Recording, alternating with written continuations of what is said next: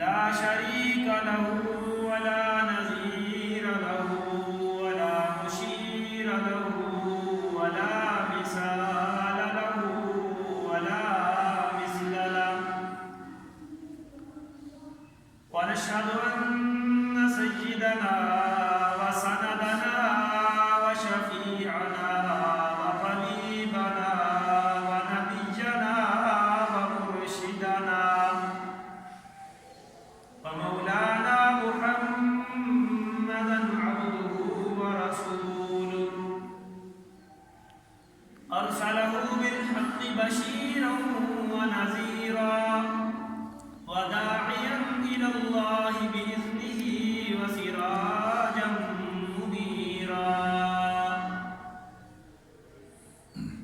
أما بعد فأعوذ بالله السميع العليم من الشيطان الرجيم بسم الله الرحمن الرحيم شهر رمضان الذي أنزل فيه القرآن هدى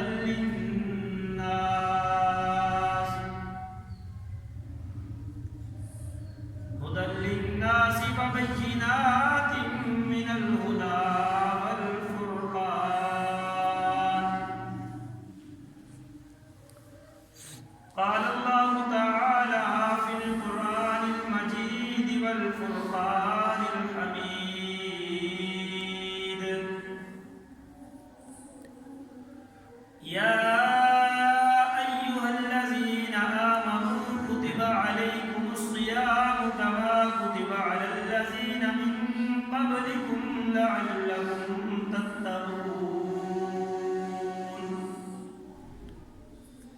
قال الله تعالى في القرآن المجيد والفرقان الحميد يا أيها الذين آمنوا اتقوا الله وقولوا قولا سديدا يصلح لكم أعمالكم ويغفر لكم ذنوبكم ومن يطع الله ورسوله فقد فاز فوزا عظيما قال النبي صلى الله تعالى عليه وسلم التائب من الذنب كمن لا ذنب له أو كما قال صلى الله تعالى عليه وسلم إن الله وملائكته يصلون على النبي يا أيها الذين آمنوا صلوا عليه وسلموا تسليما اللهم صل على محمد وعلى آل محمد كما صليت على إبراهيم وعلى آل إبراهيم إنك حميد مجيد اللهم بارك على محمد وعلى آل محمد كما باركت على إبراهيم وعلى آل إبراهيم إنك حميد مجيد اس مولا کے نام سے ابتدا جس کے ناموں کی کوئی انتہا ہی نہیں ہے اس مولا کے نام سے ابتدا جس کے ناموں کی کوئی انتہا ہی نہیں ہے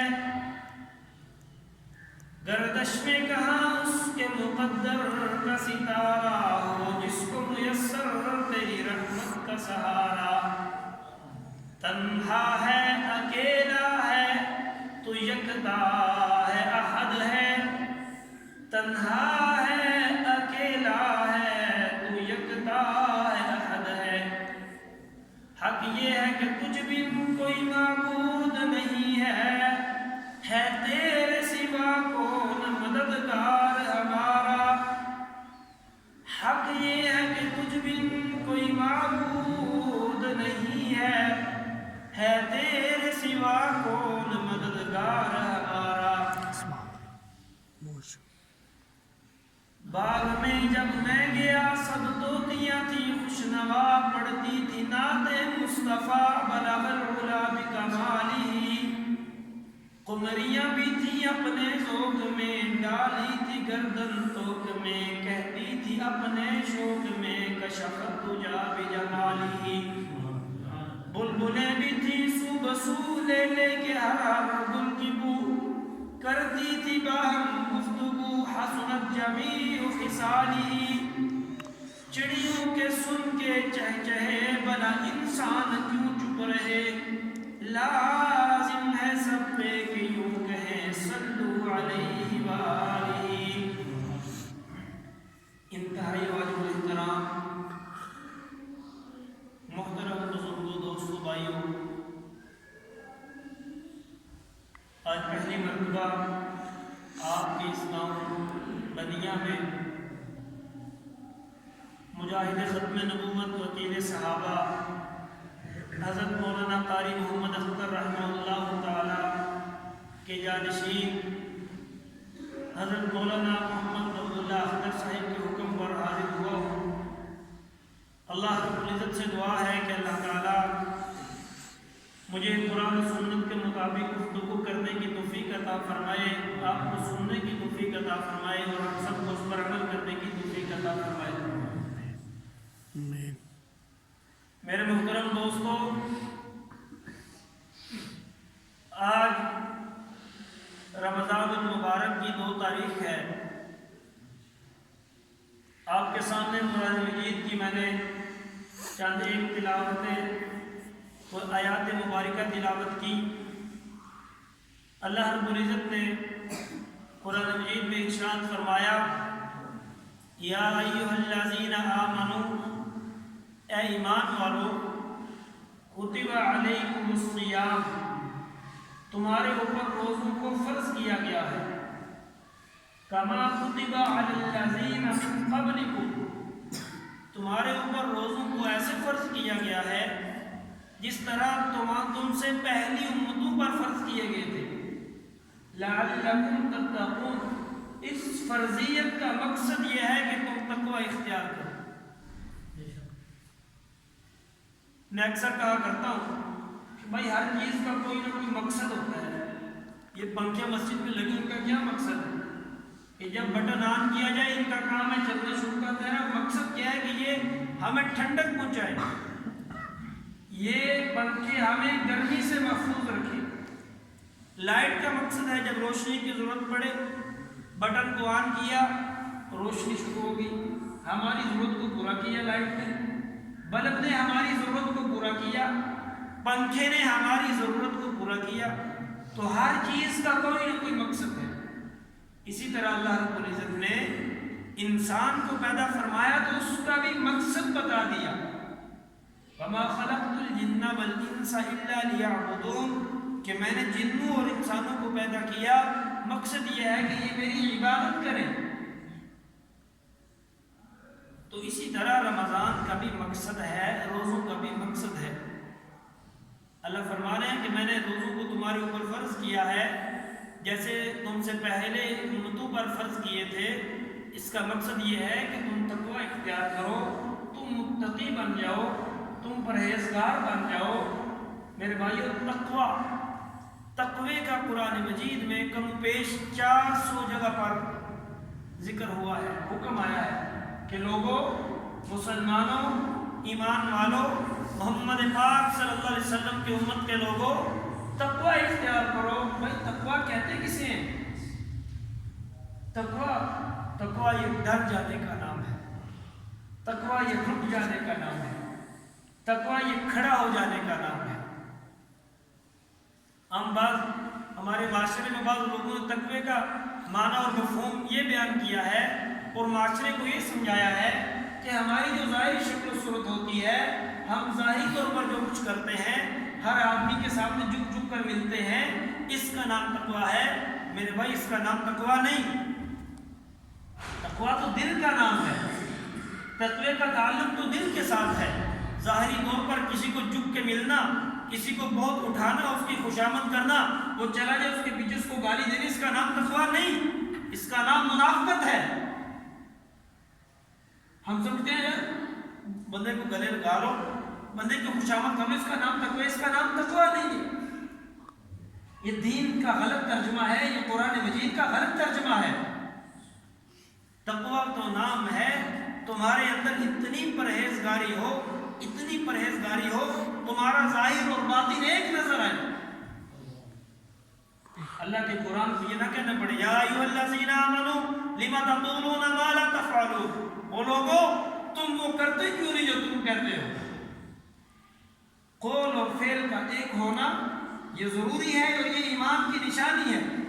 ہم زبان سے کہتے رہے ہمارا عمل نہ ہو، اس لیے تو روزوں کا مقصد بیان کر رہا تھا۔ روزوں کا مقصد ہم متقی بن جائیں، ہم تقوی اختیار کر لیں، یہ ایک بات۔ دوسری بات فرمایا شہر رمضان الذی انزل فیہ القرآن، اللہ رب العزت نے رمضان المبارک میں قرآن مجید کو نازل فرمایا ہے۔ قرآن اور رمضان کا ایک خاص جوڑ ہے، ایک خاص نسبت ہے، ایک خاص تعلق ہے، اور اس تعلق کی بنیاد پر اس رمضان میں قرآن مجید کو جتنا زیادہ پڑھا جاتا ہے، پورے سال میں اتنا قرآن پوری دنیا میں نہیں پڑھا جاتا جتنا اس رمضان میں پڑھا جاتا ہے۔ اب قرآن مجید میں جو ذکر ہوا کہ تم سے پہلے کتب پر روزے فرض ہوئے، کتب علیکم الصیام کما کتب علی الذین من قبلکم، آدم علیہ السلام جنت میں تھے، جنت سے دنیا میں بھیجا گیا، انڈیا کے ایک شہر میں آدم علیہ السلام اترے، اما حوا کو کہاں بھیجا گیا؟ جدہ کے اندر بھیجا گیا، اور بہت فاصلہ تھا، بہت دور تھے، پریشانی کا عالم تھا، تو ایک دوسرے کو ڈھونڈتے ڈھونڈتے جب میدان عرفات میں پہنچے تو میدان عرفات میں ادھر ایک مقام ہے، اس مقام پر جب دونوں جمع ہوئے تو ایک دوسرے کو دیکھا، حضرت آدم علیہ السلام بہت روئے، اور روایات میں بڑا مختصر کرتا جاتا ہوں، آدم علیہ السلام نے بڑے عرصے کے بعد جب اپنا چہرہ مبارک دیکھا، اس پانی کے آئینے پانی میں یا آئینے میں یا کسی ذریعے اپنا چہرہ دیکھا، تو جو حسن تھا، جو کمالات تھے، جو جمالات تھے، وہ امتحان کے طور پر اللہ رب العزت نے واپس لے لیے تھے۔ آدم علیہ السلام روئے، اللہ تعالیٰ سے مانگا ربنا ظلمنا انفسنا وان لم تغفر لنا وترحمنا لنکونن من الخاسرین، اللہ تعالیٰ نے گناہوں کو معاف فرما دیا۔ جب گناہ معاف ہو گئے تو پھر یا اللہ وہ حسن واپس لٹا دے، یا اللہ وہ جو کمالات تھے وہ واپس لٹا دے۔ اللہ رب العزت نے فرمایا اچھا وہ حسن واپس چاہتے ہو، آپ نے روزے رکھنے ہیں۔ آدم علیہ السلام نے 3 روزے رکھے، چاند کی 13ویں، 14ویں اور 15ویں رات کا، چاند کی 13، 14 اور 15 کا روزہ رکھا، 13 کا دن، 14 کا دن اور 15 کا دن روزہ رکھا۔ چاند بھی روشن ہوتا ہے، اپنے عروج پر ہوتا ہے ان دنوں میں، اور سورج تو ویسے ہی چمک رہا ہوتا ہے۔ جب 13 کو روزہ رکھا تو دیکھا روزہ رکھنے کے بعد کہ کچھ جو حسن ہے وہ واپس آیا ہوا ہے۔ پھر 14 کو رکھا، پھر دیکھا کچھ اور تبدیلی ہے۔ جب 15 کو دیکھا تو جو پہلے والی حالت تھی اللہ رب العزت نے واپس اٹھا دی۔ تو رمضان المبارک یہ رمضان ہمیں ملا ہے، لیکن روزے یہ آدم علیہ السلام سے چلتے آ رہے ہیں۔ نوح علیہ السلام نے بھی روزے رکھے، نوح علیہ السلام کی امت جو ہے وہ یوم عاشورہ کا روزہ رکھتے تھے، 10 محرم الحرام کا روزہ نوح علیہ السلام رکھا کرتے تھے۔ اسی طرح حضرت داؤد علیہ السلام نے بھی روزے رکھے ہیں۔ داؤد علیہ السلام ایک دن روزہ رکھتے تھے اور ایک دن افطار کیا کرتے تھے، یوں 6 مہینے ان کی افطاری ہوا کرتی تھی اور 6 مہینے روزے رکھا کرتے تھے۔ اور یہ روزے حضرت موسیٰ علیہ السلام نے بھی رکھے ہیں۔ موسیٰ علیہ السلام 40 دن روزے رکھا کرتے تھے، کوہ طور پہ جا کے 40 دن موسیٰ علیہ السلام نے روزے رکھے، اور یہ روزے حضرت عیسیٰ علیہ السلام نے بھی رکھے ہیں۔ اور آج بھی جو لوگ کہتے ہیں ہم عیسیٰ علیہ السلام کے پیروکار ہیں اور صحیح معنوں میں ان کی پیروی کرتے ہیں، وہ بھی آج بھی عیسیٰ علیہ السلام کی امت کے لوگ 2 ماہ روزے رکھا کرتے تھے۔ میرے بھائیوں، میرے دوستوں، میرے بزرگوں، یہ امت محمدی ہونے کی وجہ سے ہمیں یہ شرف حاصل ہے۔ نبی علیہ السلام کا امتی ہونے کی وجہ سے شرف حاصل ہے۔ نبی ساری امتوں کو ملے، لیکن نبی آخر الزمان مجھے اور آپ کو ملے، روزے ساری امتوں کو ملے لیکن رمضان یہ مجھے اور آپ کو ملے، کتابیں ساری امتوں کو ملی لیکن کلام اللہ جس کو اللہ نے اپنا کلام کہا وہ مجھے اور آپ کو ملا، کتابیں ساری امتوں کو ملی، صحیفے ساری امتوں کو ملے، لیکن جس کو اللہ تعالیٰ نے کہا اِنَّا نَحْنُ نَزَّلْنَا الذِّكْرَ وَإِنَّا لَهُ لَحَافِظُونَ کہ اس کو نازل میں نے کیا ہے اور اس کی حفاظت کی ذمہ داری میرے اوپر ہے، وہ اللہ تعالیٰ نے مجھے اور آپ کو عطا کیا۔ پھر دنیا میں بڑے فتنے ہیں، بڑے لوگ ہیں جنہوں نے اس قرآن کو مٹانے کی کوشش کی، نعوذ باللہ اس قرآن کو ختم کرنے کی کوشش کی، لیکن اللہ تعالیٰ نے اس قرآن کی ایسی حفاظت کی جو میں اور آپ سوچ نہیں سکتے۔ صحابہ اکرام کا دور اپنا دور تھا، تابعین کا دور اپنا دور تھا، تابع تابعین کا دور اپنا دور تھا۔ ایک بڑے صغیر کی بات کرتا ہوں، جب انگریز نے کہا مسلمانوں کو طاقت دینے والی جو چیز ہے وہ قرآن مجید ہے، اس قرآن کو ختم کریں گے تو مسلمان کا ایمان ختم ہوگا، مسلمان کی طاقت تقسیم ہوگی، مسلمان کمزور ہوگا، تو انہوں نے پورے بڑے صغیر سے قرآن مجید کو جمع کیا اور دریا پختہ کرنے کی کوشش کی، قرآن مجید کے جو نسخے تھے ان کو ختم کرنے کی کوشش کی، لیکن اللہ تعالیٰ نے حافظوں کو دلوں میں جو اس قرآن مجید کو رکھا ہوا تھا، اس قرآن مجید کو دوبارہ لکھا گیا۔ یہ قرآن مجید انگریز سے بھی ختم نہ ہوا، یہ قرآن مجید کافر سے بھی ختم نہ ہوا۔ قرآن مجید آج بھی محفوظ ہے، آج بھی بنیا کی مسجد رحمۃ للعالمین میں قرآن مجید سنایا جا رہا ہے، پوری دنیا میں، پورے پاکستان میں سنایا جا رہا ہے۔ صرف یہاں تک نہیں، اللہ رب العزت نے جب ذمہ داری اٹھائی اس ذمہ داری کو پورا کیا۔ آج ہمارے ساتھ اگر کوئی ایم این صاحب، کوئی ایم پی صاحب کوئی وعدہ کر جائے کہ بھائی آپ کی گلی کے اندر گیس کا پائپ ضرور آئے گا، آپ کی گلی ضرور کہتے ہیں بھائی بات کی ہے، بات کا پہرا دے گا۔ میرے بھائیوں، یہ دنیاوی عہدے، یہ دنیاوی باتیں یہ اتنا معنی نہیں رکھتی جتنا معنی اللہ تعالیٰ کی ذات اور اللہ تعالیٰ کی بات رکھتی ہے۔ اس قرآن کی حفاظت کی ذمہ داری اللہ تعالیٰ نے خود اٹھائی۔ پھر ایسی ذمہ داری کراچی کی سٹیل مل کے انجینئر صاحب تھے، سن 1980 میں وہ گئے ماسکو میں،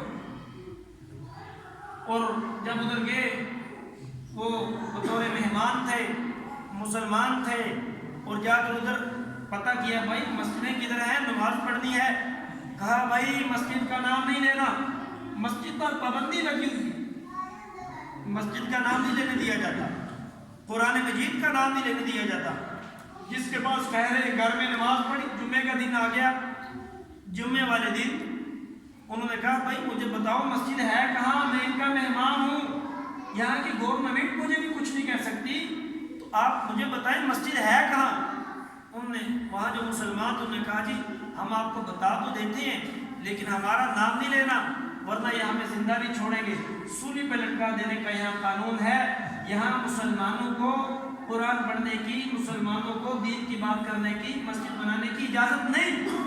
اچھا مجھے بتاؤ تو صحیح، کہا وہ فلاں وہ جو جگہ ہے، وہ جو آتا ہے وہ ہماری مسجد کی، ہم نماز پڑھتے تھے، تو تالے لگے ہوئے ہیں، فلاں بندے کے پاس اس کی چابیاں موجود ہیں۔ اچھا چلو میں جاتا ہوں، یہ جا کر چابیاں لی، تالا کھولا، مسجد جو ہے اس کے اندر گند پڑا ہے، کوئی وہاں عبادت کرنے والا موجود کوئی نہیں، وہ اللہ اللہ کرنے والے سارے چھپ کے کام کر رہے ہیں۔ اس اللہ والے نے آزان دی اور دیکھا بہت زیادہ لوگ دیکھنے آئے کہ کون سا بندہ آ گیا جس نے اذان دے دی۔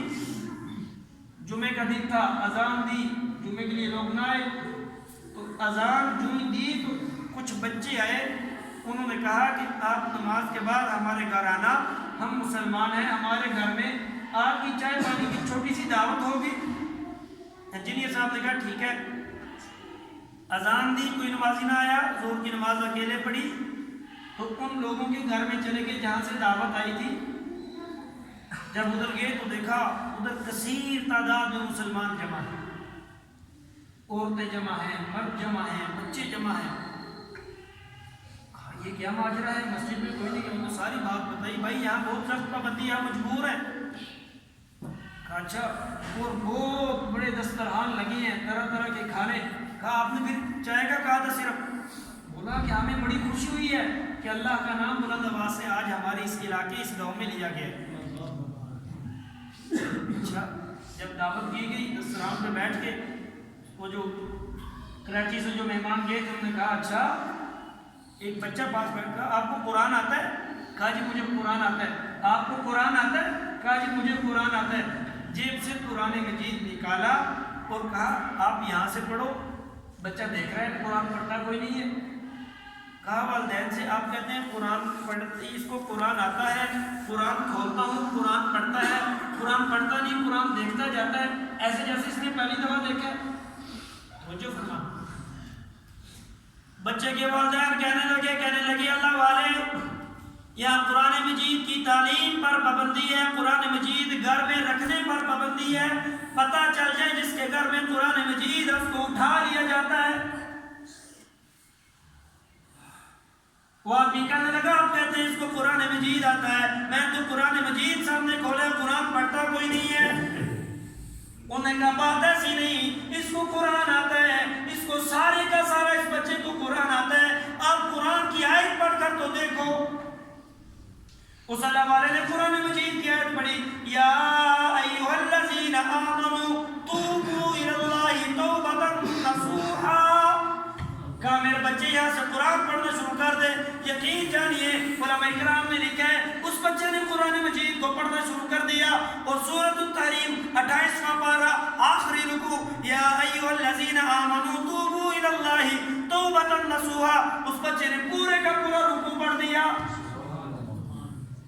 اس اللہ والے نے کہا رک جاؤ اور بھائی یہ ماجرا کیا ہے؟ قرآن مجید تمہارے گھروں میں نہیں، اذان نہیں ہوتی، اب جمعے کے لیے نہیں گئے، قرآن مجید کا بچے کو پتہ نہیں اس کو قرآن کہتے ہیں، یہ ماجرا کیا ہے، یہ بات کیا ہے، یہ وجہ کیا ہے؟ بندہ پریشان ہو گیا۔ لوگوں نے کہا بھائی بات یہ ہے قرآن مجید کے ساتھ محبت تو موجود ہے، بات یہ ہے اللہ کے دین کے ساتھ الفت تو موجود ہے، وہ جو دل کے اندر نظریہ بن چکے ہیں اس کو ختم کرنے والا کوئی نہیں ہے۔ ہوا یہ کہ یہاں کے جو علماء کرام ہیں ان نے مدرسے بند کر دیے، ان کے مدرسوں پر پابندی لگ گئی، ان کی مسجدوں پر پابندی لگ گئی، لیکن علماء کرام نے اللہ کے دین کا کام کوئی نہیں چھوڑا۔ کسی نے نائی کا کام شروع کر دیا، کسی نے درزی کا کام شروع کر دیا اور کسی نے زمین اور کھیتی باڑی کا کام شروع کر دیا۔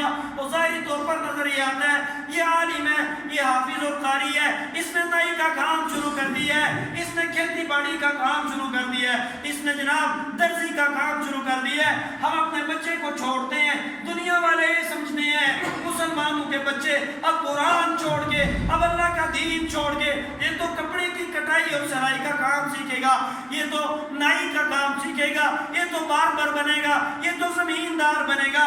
وہ نظر یہ آتا ہے یہ زمینداری کرتے ہیں، نظر یہ آتا ہے یہ نائی کا کام کرتے ہیں، نظر یہ آتا ہے یہ درزی کا کام کرتے ہیں۔ خدا کی قسم یہ بچے جاتے ہیں نہ استاد کے پاس قرآن ہوتا ہے نہ بچے کے پاس قرآن ہوتا ہے، ظاہری طور پر کام سیکھتے ہیں لیکن بچوں کا استاد کیا کرتا ہے؟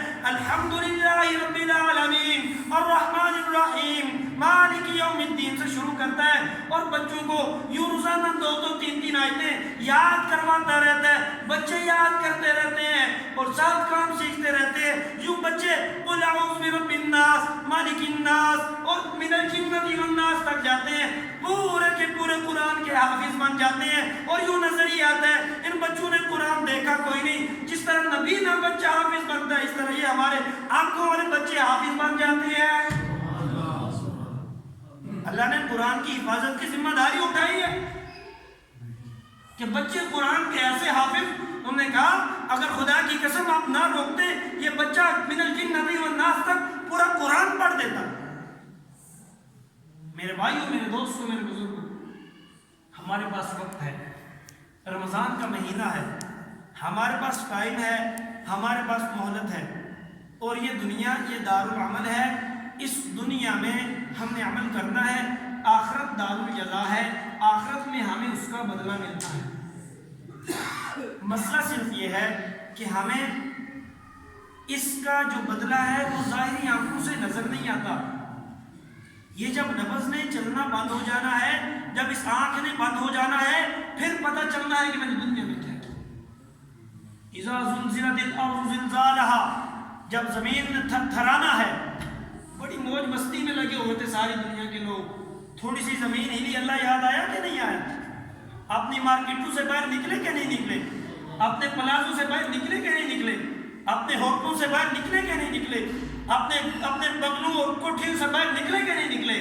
اللہ ایک منٹ میں یاد آ گیا. لیکن انسان پھر بھی بولا بالا ہے, انسان پھر بھی خطا کا پتلا ہے, پھر بھول جاتا ہے. اللہ پھر یاد کرواتے ہیں, پھر انسان بھول جاتا ہے. لیکن میرے بھائیوں, یہ رمضان ہے, یہ سیزن ہے, اس سیزن سے فائدہ اٹھاؤ, اللہ کے سامنے رو پڑو, گڑ گڑاؤ, اپنے آنسو بہاؤ, اللہ کو منا لو. خدا کی قسم اللہ نے ہمارے گناہوں کو معاف فرمانے کے لیے یہ رمضان کا مہینہ ہمارے لیے منتخب کیا. سبحان اللہ. اب یہ ہماری مرضی ہے, اب یہ ہماری مرضی ہے کہ ہم اپنے گناہوں کو معاف کروائیں یا نہ کروائیں. اب ہماری مرضی ہے کہ ہم جیسے تھے ویسے رہے یا اپنے حالات کو تبدیل کر لیں. میرے بھائیوں, یہ دنیا یہ دھوکہ ہے. عمل حیات الدنیا الا متاع الغرور, یہ دھوکے کی زندگی ہے. یہ دنیا یہ عارضی دنیا ہے. بڑے بڑے لوگ, بڑے بڑے جاگیردار, بڑے بڑے وزراء اعظم, بڑے بڑے مشیر, بڑے بڑے ملکوں کے صدور, بڑے بڑے اپنے آپ کو سپر پاور کہنے والے, خدا کی قسم آپ اگر وہ مسلمان تھے تو آپ دیکھ لو قبرستانوں میں پڑے ہیں, منو مٹی نیچے پڑے ہیں, ان کی قبروں پر جانے والا کوئی نہیں ہے. آج اس رمضان میں اللہ کو منا لو, اس رمضان میں گڑ گڑا لو, اس رمضان میں اللہ کو راضی کر لو اور ایک عہد کر لو, اپنے بچوں کو قرآن کا حافظ بنانا ہے. اور بڑے سے بڑا آدمی آ جائے لیکن اس مسئلے پہ کھڑا ہونے کی اس کی جرت نہیں ہے. ایک پھٹے پرانے کپڑے والا, سادے کپڑے پہننے والا حافظ قرآن اس مسئلے پہ کھڑا ہوتا ہے, اور جب تک وہ کھڑا رہتا ہے کوئی بڑے سے بڑا آدمی پیچھے آ جائے اس کی جرت نہیں ہوتی کہ وہ رکوع چلا جائے. ایسے ہی ہے کہ نہیں؟ یہ اللہ کے ہاتھ میں عزت. قل اللہم مالک الملک تؤتی الملک من تشاء وتنزع الملک ممن تشاء وتعز من تشاء وتذل من تشاء. اللہ رب العزت نے یہ ملکوں کی حکمرانیاں جسے چاہتے ہیں دیتے ہیں, جس سے چاہتے ہیں لے لیتے ہیں, جسے چاہتے ہیں عزت دیتے ہیں, جسے چاہتے ہیں ذلیل کر دیتے ہیں. میرے بھائیوں, عزت للہ العزت ولرسولہ وللمؤمنین, عزت اللہ کے لیے ہے, اللہ کے رسول کے لیے ہے, مومنین کے لیے ہے. اس عزت کی زندگی, اس عزت کا جینا اسی حال میں ہے کہ ہم اللہ تعالیٰ کے سامنے جھک جائیں, اللہ تعالیٰ کو راضی کر لیں, اللہ تعالیٰ کو منوا لیں. یا اللہ ہم سے گناہ ہو گیا, یا اللہ ہم سے غلطی ہوگی, یا اللہ ہم نے اپنی مرضی کر لی, یا اللہ آج کے بعد نہیں کریں گے, یا اللہ آج تو ہم سے راضی ہو جا. حدیث پاک میں آتا ہے التائب من الذنب کمن لا ذنب لہ, جو آدمی اپنے گناہوں کی معافی مانگتا ہے وہ ایسے ہے کہ جیسے اس نے گناہ کیے ہی کوئی نہیں. توبہ کرنے میں ایسے ہے جیسے اس نے گناہ کیے ہی کوئی نہیں ہے. اس لیے سارے حضرات ایک دفعہ کہہ دیں یا اللہ ہمیں معاف فرما دے. بھائی مسجد میں بیٹھے ہیں, رمضان کا مہینہ ہے, بلند آواز سے کہہ دیں یا اللہ ہمیں معاف فرما دے, یا اللہ ہمیں معاف فرما دے. اللہ تعالیٰ ہمیں کہنے سے زیادہ, سننے سے زیادہ عمل کی توفیق عطا فرمائے. آپ کے یہاں قرآن مجید سنایا جاتا ہے, آپ کوشش کریں 1 گھنٹہ ہوتا ہے, مسجد میں آئیں, عشاء کی نماز سے پہلے آ جائیں, قرآن کی تلاوت خود بھی کریں اور قرآن مجید کو سنیں. اور جو حضرات آپ کے پاس قرآن مجید سنا رہے ہیں ان کے پاس بیٹھیں, ان سے قرآن سیکھیں. جو بڑی عمر کے حضرات ہیں قرآن مجید کی تجوید ٹھیک کریں, اپنی نماز ٹھیک کریں, غسل کے نماز کے وضو کے فرائض ٹھیک کریں, 24 گھنٹے کی زندگی کے بارے مسائل علماء کرام سے پوچھیں. اللہ تعالیٰ ہمیں کہنے سے زیادہ, سننے سے زیادہ عمل کی توفیق عطا فرمائے. ہمارے